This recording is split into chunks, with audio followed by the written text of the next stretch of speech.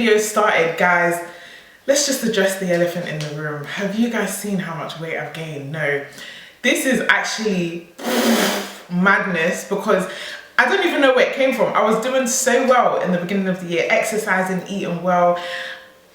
Yeah, I don't even know. But this is something that I really want to take serious, because I've been struggling with my weight for such a long time, and I feel like this is beyond how I look. This is about like my actual health as well. Like I can't keep this going. So yeah, you guys watch out. If you guys have any tips on like weight loss and stuff like that, please hit me up, because I need it. I actually need it. But anyways, this is going to be a really chilled video, chilled, cool vibes. We're just going to be having a conversation while I do up my makeup. I've even got my wine here. Hold on.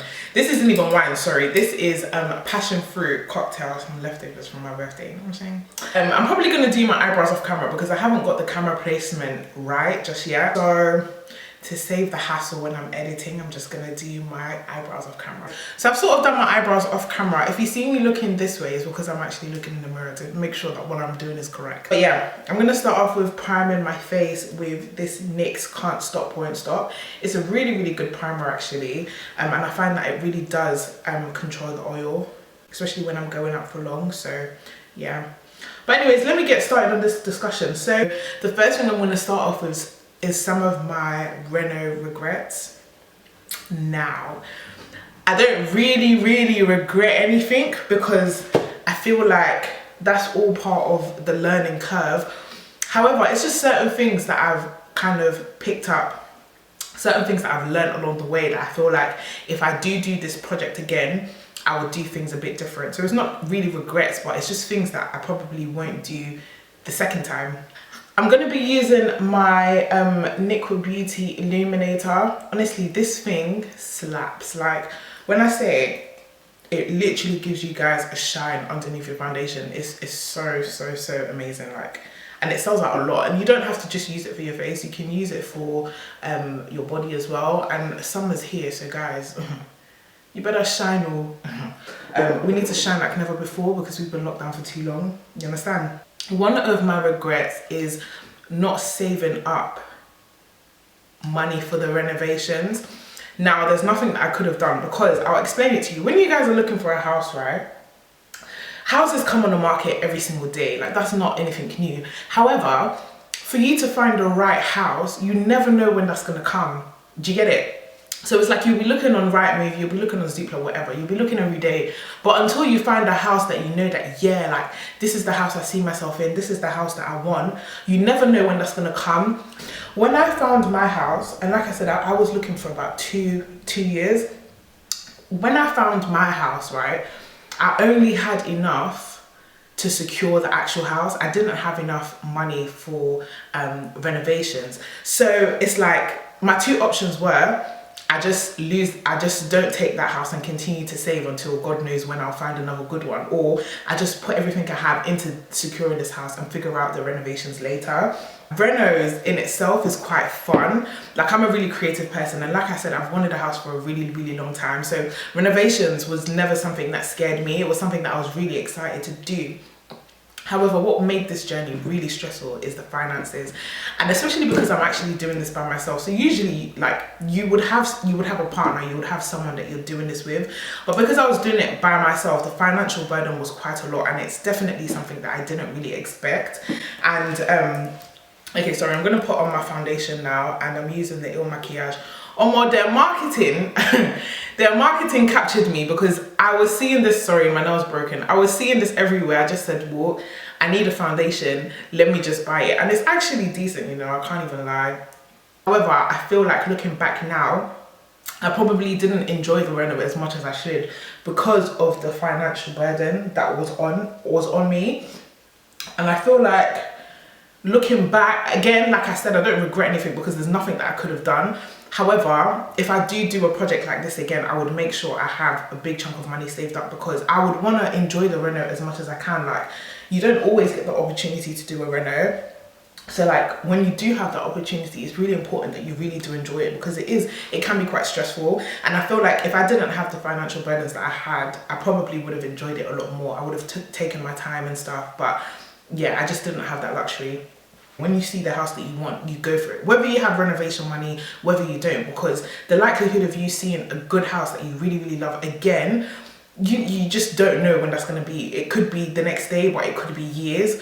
So having said that, how I ended up funding most of my reno was like paycheck to paycheck. So this is another reason why I'm saying I didn't really enjoy it that much, because it was like I was working and like all the money is going into this reno, so I'm not really enjoying the money that I'm making. However, this is something that you don't hear a lot, and you know me, my channel is all about transparency. I don't need anyone watching my pocket. This is not why I'm sharing this, but I just find that the more transparent I am, because when I was looking for like advice around houses, a lot of people were not as transparent as I hoped they would be, and I get it, but it's like, if you really want to help people, this is the way to do it. You have to be transparent. So obviously I was telling you guys I was doing the renovations paycheck to paycheck. However, I put a deadline, because at this point it's like I'm paying a mortgage on this house that I'm not actually living in. I'm basically wasting money, and it wasn't like I was renting the place. So it's like I'm paying out a mortgage, I'm doing up the reno, so all of these financial burdens. So I had to give myself a deadline. I was just like, this cannot go on for like 2 years. I can't have a house and not moving for like 2 years as I'm doing it paycheck to paycheck, and I'm not rich. So I did decide to get a loan. And do you know what's so funny? Because I actually always thought, gosh, I'm not even doing my makeup, am I? Hold on, guys. Anyways, I usually thought, well, I don't know why I thought this, but I was just like, oh, once I get a mortgage, I won't be able to get a loan. But that is cap. Literally, like, my credit score didn't move once I purchased my house. And I was so surprised. Like, I don't know why I thought it would, but I thought that my credit would be affected by me getting a mortgage, because it's a big loan that I have. But yeah, it didn't change. So luckily, I was able to get like a loan, and I'm not going to tell you guys how much. Again, I don't need anyone watching my pocket, but I managed to get a loan, and I feel like that loan was what helped me move in the same year. Because if I didn't have that and I was relying solely on my paycheck, it would have taken me a long time. And like I was saying, it just didn't make sense, because I was literally paying for my mortgage from the time I took that picture with the keys outside my house. I was paying the mortgage the month after. So it didn't make sense me not living in there. One of my followers was asking me, like, if you don't have reno money, like, what do you do? And the answer is, you could do it paycheck to paycheck, but it might take longer, or you could just get a loan and obviously pay it off slowly. A loan on top of your mortgage. And I feel like sometimes, you know, you just got to do what you have to do. Like I said, to highlight my under eyes, I'm going to be using my LA Girl Pro in Fawn. And then I'm going to use the NARS in Caramel, just to give it a bit more, just to make it a bit more brighter. But anyways, where was I? So the second thing that I think I probably won't do, again, this is all based on the fact that, like, financially this was a lot. Obviously, if I do this project again and money is not really an issue, I will go all out. I'm the type that do what you like, design your house the way that you want, because you're going to be living in there. Just really feel like I needed to think about what was important, what was a priority in getting this reno done, and what was not. If I had known how difficult it was going to be, there was definitely places where I could have saved a lot more money and used it for different things. I'm just giving you guys that example. So the sockets, the chandelier in the living room, like, I really could have used that money to do something else. So I wish that, you know, if I do this the second time, by God's grace, I'm not going to have these financial issues. Like, I'm going to be, you know, set to do everything I want to do in the house. By God's grace, that's how it's going to be. But I feel like if money is an issue, which it is for a lot of people, let's be honest, just do it in stages and don't be fast. Like, get the cheapest of everything, because these things are changeable when you're in a better position to kind of like do them and revisit them. So that's another thing that I feel like the mentality that I wish I had when I was doing my reno. Another thing that I do really that did really kind of mess me up was I found my builder quite late. So if you guys know, I had an amazing builder that did up my home, and it's so, like, talking about tradesmen is honestly honestly guys, talking about tradesmen is a separate video in itself. Before I met my builder, like I said, I don't know anything about reno. I'm not in construction. I don't have many people around me that is in construction. And I remember the first time when I met with a builder, the price he was charging me, he was basically charging me to project manage the renovation, and I don't need a project manager because I'm the project manager of my house. Do you get what I'm saying? Like, I'm very involved with my renovations. So when he was charging me, I could tell that he was charging me to outsource the jobs and not actually do the job.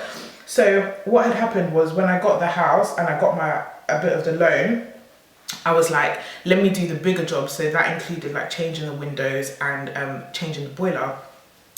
And obviously, because I don't really know anyone in the trade, like I literally went on Checker Trade. So like everything I wanted quotes on in the house, I would call like 3 people that do the same thing and then find the best one out of the 3. That is long. As in, like, if I wanted the windows changed, I would call 3 people to come to the house and give me quotes. If I wanted spotlights in the living room, I would call 3 different people to come and give me quotes and then choose the best one. That is really long. So it is beneficial to have like one builder. However, finding that one builder that you do trust is very hard, because a lot of them, it's very easy to cheat you out of your money when you don't know what you're doing, and I had no clue. So obviously I got my windows and my boiler done before I met my builder, and those things took a really big chunk out of my money. Like a really big chunk out of my money. And obviously they were nice and everything, but I don't think I really did my research. Like I said, everything was just rush. If you're doing a reno, that's another thing, don't rush. But I had no choice, but yeah, anyways, I didn't really do my research like that. So I feel like that really hindered me. So I ended up spending a lot of money on the window and changing the boiler that I feel like I could have saved if I had met my builder earlier. Like, everything was just a rush and it shouldn't have been. So I regret like not really taking my time to plan out exactly how I want each room. And it's really important, because when you're doing a renovation, it's like you kind of need to know how you want the house to look before builders even start coming in, because of like logistics, like where you're going to put plug sockets, where you need electrical sockets, where you need where you want your heaters to go, where you need pipes running. Like, you kind of need to know how you want your house to look before you even start the renovation. And it sounds silly, like you would expect that someone would know how they want their house before you do the reno, but you'll be so surprised because everything comes at you fast. Like, sometimes that's the least of your worries. Do you know what I mean? Like, planning, you know, where the shelves is going to be or where my bed is going to be is sometimes the least of your worries. I really do regret that, because there's certain things now that I'm looking at, like, oh, like a socket would, like downstairs, for example, downstairs in the living room, opposite where the settee is, that blank wall that I was planning to put a clock there, there's no plug sockets there. And it's like, I kind of wish there was a plug socket there in case I wanted to do something with that area.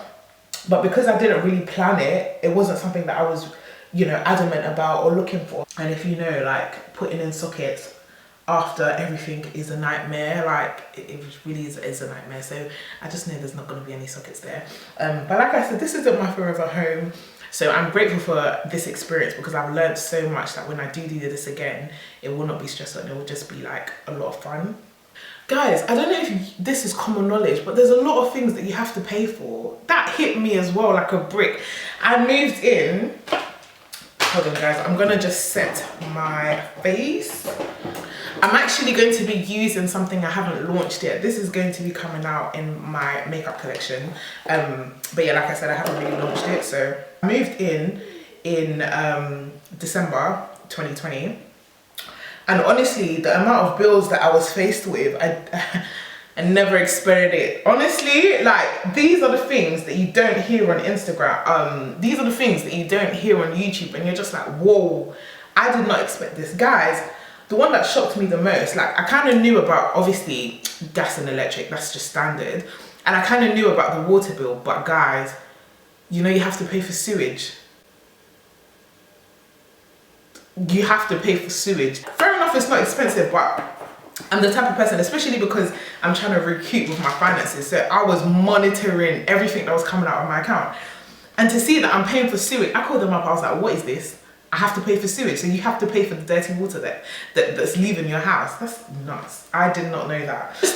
I don't really do a lot of colour on my eyes. This is one of my favourite palettes from my collection, the bronzed palette. It has a lot of warm colours in there. It's literally like every girl's essential. You gotta support your girl. But yeah, these colours are just so Lux. So yeah, gas and electric I had to pay for. Obviously the media, so like having Wi-Fi and having the TV running in the house, TV license, I said the sewage, the water, the light and gas. What else did I have to pay for? Home insurance as well, but I think that I paid like for the year because I don't think it's that expensive. That's home and contents insurance. Council tax. There was a house in where was this place? St Mary's. This is in Kent. There was a place in St Mary's that I went to in Kent, and that was the first time I put an offer on a house. That it was quite far as well, but it was a decent. It was a 3-bed house as well. I think that was 200 and this one was that house was 220 at the time as well. I didn't think I wasn't able to afford the 220, so I was bargaining for like 190 basically. So I put an offer in for like 180, got declined. I put an offer in for 190, got declined. And obviously at the time when I thought I couldn't afford anything more, I had to let that go. So that was my first experience of putting an offer down on the house. And you can imagine how upsetting that was, like finally finding a house that I wouldn't mind living in, and then I put in an offer twice and then it just gets declined. I said, okay, it's not meant to be.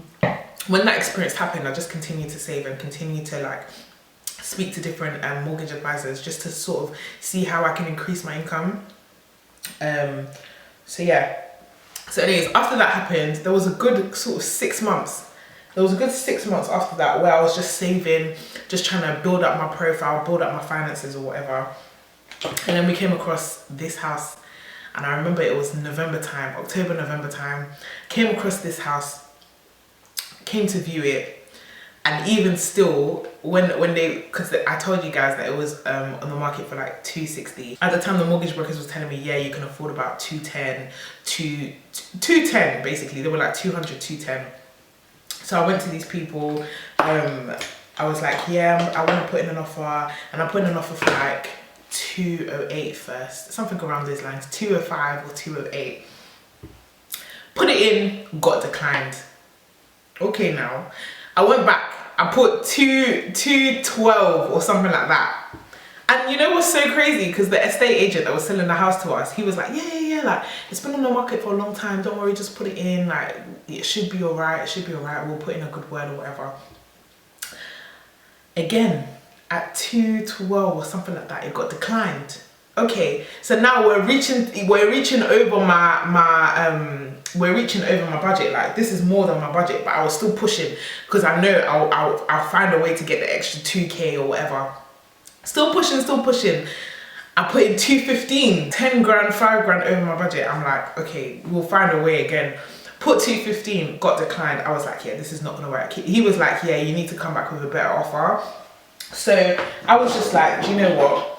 I've kind of, this is not the house for me then, clearly, because at this point, like my blood pressure is rising. I'm literally chasing the estate agent. Okay, I'm gonna put 212. Okay, I'm gonna put 215, and he keeps coming back saying that it's declined. They want around the 260 mark. Over my face with my max skin mineralized finish.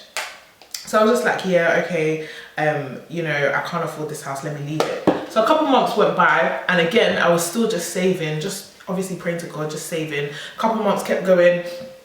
And I was just saving. It just so happens like this. And I was checking that house and I could see that it was still in the market, So thank God, I worked my ass off. I went back to the estate agent. I went back to my mortgage broker. I was like, yo, let's have another look. Like, how much can I afford? And they were like, okay, you can sort of afford what you need to put down a better offer for the house. So I go in and I put in 250. Bearing in mind, the house is marketed at 260. I put in 250 now. And they tell me that someone else has put an offer on the house. So they tell me, when I say this experience, so they tell me that someone else has put an offer in the house, that if I want the house, I need to put a higher offer than that person. So they said that person put down 250. They said that they're not allowed to tell me what that person put down, but he was like, they've put down around the 250 mark. I just thought they've put down 250, and the seller had accepted the 250. So basically, if I wanted the house, I would have to put more than that 250 so that the seller would be more inclined to go with me. So what I did was they called this gazump, or yeah, they called it gazump, I think that's how you pronounce it. But I basically gazumped the person who put in the offer. Now, some people will say that that's like a estate agent selling tactic to make you feel like there's competition so that you can put more money. But at this point, the way that I've suffered to find this house, I'm like, yeah, whatever I can do to get this house mine, I'm gonna do it. So that's why I ended up putting 5,000 more. So if you guys remember, I told you guys that I bought my house for 255,000. I really initially wanted to do the 250. But because someone else, they say someone else had put in an offer, I had to basically put more so that I can get the house. So that's what I did. So I put in more, put in 255, and they accepted. Got the ball rolling ASAP. I got the ball rolling ASAP. 5 weeks later, the house was mine, and we're here today. So yeah, my journey of buying this house was not the one. And when I say, you know what, they always say that you have a feeling like, okay, girl. They always say that you always have a feeling when you go to the house that's supposed to be yours, that you will have a feeling. And I do sort of believe that to an extent. I mean, the way that I was excited, every single house was going to be the one, because I'm just like that. I'm very kind of like, like, if I want something, I want something. That's how I am. It's a positive thing, but it's also a very negative thing. So yeah, every house I went to, I was like, yeah, no, this is my house. But there was a different kind of feeling when I got into this house, a different kind of feeling. And when God is ready to speak to you, he speaks to you. Yeah, that was my process of buying the house. Imagine, it wasn't as straightforward. You guys just see a picture with someone holding the key. You guys just see a picture of someone holding the key in front of the door. You don't know what stress they've gone through. Let me tell you now, it's not easy. It's not for the faint-hearted.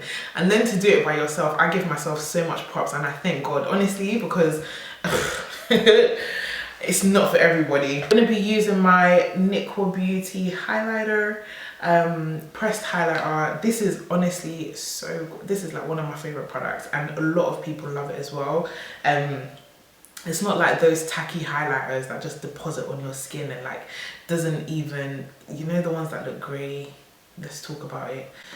You know, those highlighters that look grey, this does not do that, okay? Yeah, the key thing is we did it. If you have opportunities to buy a house, do it. And like I was saying, this is not my forever home.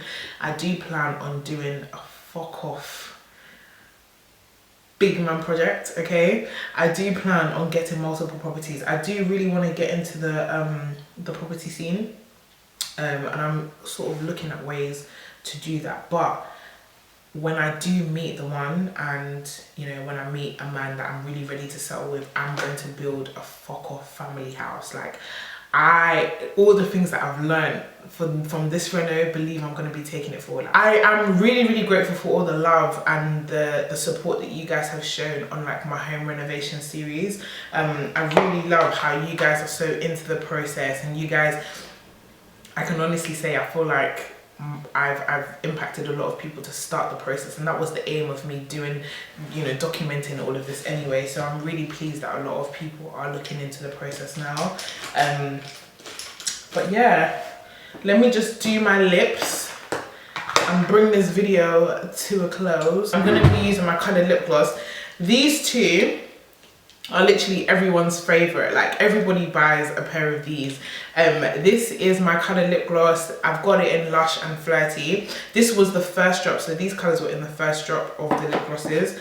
And what I tend to do is I use Lush for the outer parts of my lips, and then I put the Flirty in the middle, and it makes such a nice combo. I'll show you guys. And this is just going to make such a really nice combo. Look at that. Kissable lips. And you know, the coolest thing about this is it feels so soft on the lips. Guys, I've worked so hard on these makeup products that you actually just need to check them out. This is actually, Flirty is actually sold out at the moment. So yeah, when I say the streets are loving it, the Flirty sold out. The Lush, I believe, is nearly sold out. I think I only have like 2 or 3. I think I only have 2 or 3 left. There's a lot of other colours there as well, guys, so we'll go and have a look. We've covered quite a lot in this video, and I really hope that you enjoyed it. I really hope you enjoyed me getting my face together. This was a really quick makeup look, by the way. But yeah, guys, make sure you check out my line. Make sure you shop Niquá Beauty. Honestly, you will not regret it. And yeah, thank you guys so much for all the love on all the home series and stuff. If there's anything that you guys want me to film or anything that you guys want me to see, wow, whew. Anything you guys want to see, make sure you comment down below and I'll be sure to have a look and hopefully film some of them. I do want to get into the process of filming a lot more, but yeah, this just takes time. When I'm a lot settled, that's gonna come, like, for sure. And yeah, I love you guys so much. And make sure you stay safe. Take your vitamins, social distance, and yeah, I love you guys so much. And I'll see you in my next one.